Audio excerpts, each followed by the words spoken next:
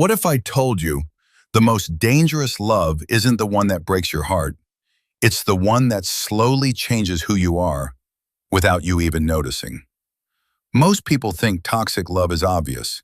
They imagine constant fighting, cheating, or abuse. But the most dangerous kind of love is much quieter. It doesn't destroy you overnight.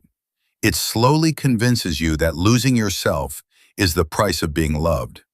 And by the time you realize what's happening, you barely recognize the person you've become. Imagine this. You meet someone who makes you feel special. They text you every morning. They want to spend every moment with you. They say things like, "I've never met anyone like you." It feels like a dream. For a while, everything seems perfect. Then small things begin to change. You stop hanging out with your friends because they always want you around. You stop wearing certain clothes because they don't like them. You stop sharing your opinions because arguments become exhausting. None of these changes happen all at once. They're tiny, almost invisible, and that's exactly why they're so dangerous. Psychologists sometimes describe this as a gradual loss of identity.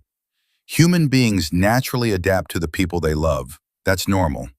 But healthy love allows you to grow.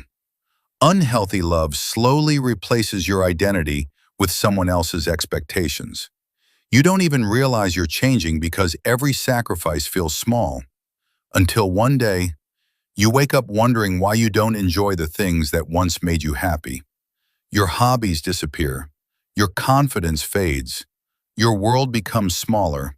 And somehow, your entire happiness depends on one person's mood.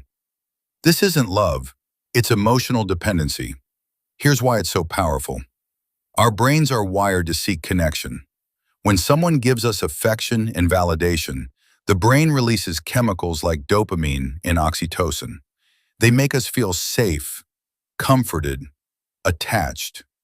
But if that affection becomes unpredictable, if love is given one day and taken away the next, the brain begins chasing those good moments even harder. It's surprisingly similar to how gambling machines keep people pulling the lever. You never know when the reward is coming, so you keep trying. You keep hoping. You keep sacrificing. Not because you're weak, but because your brain has learned to associate pain with the possibility of love. That's why people often stay in relationships that everyone else can clearly see are hurting them. Friends ask, "Why don't you just leave?" But from the inside, leaving doesn't feel like freedom. It feels like losing the only source of comfort you've been holding on to. The scariest part? Many people mistake this emotional addiction for true love. They say, "I can't live without them." But love shouldn't make you feel like you're nothing without another person. Healthy love doesn't erase your identity, it protects it. Think about the healthiest relationships you've ever seen. Neither person has to shrink to make the relationship work. They still laugh with friends. They still chase personal goals. They still have their own opinions. Because real love doesn't ask you to become less. It inspires you to become more. So how do you know if you're losing yourself? Ask yourself a few honest questions. When was the last time you did something purely because it made you happy? Do you constantly worry about disappointing your partner? Have you stopped being yourself just to avoid conflict? If the answer is yes, it's worth paying attention. Because love should never require you to abandon the person you were before it began. The right person won't ask you to silence your voice, hide your dreams, or trade your identity for their approval.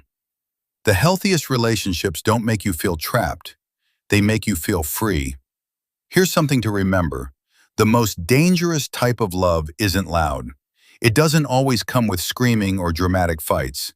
Sometimes, it whispers.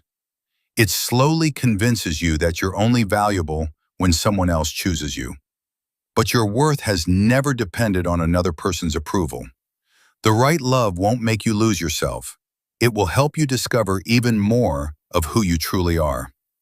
So if a relationship is asking you to sacrifice your peace, your identity, and your self-respect, maybe the question isn't, "How much do I love them?" Maybe it's, How much of myself have I already lost? Because real love doesn't cost you your identity. If it does, it was never love in the first place.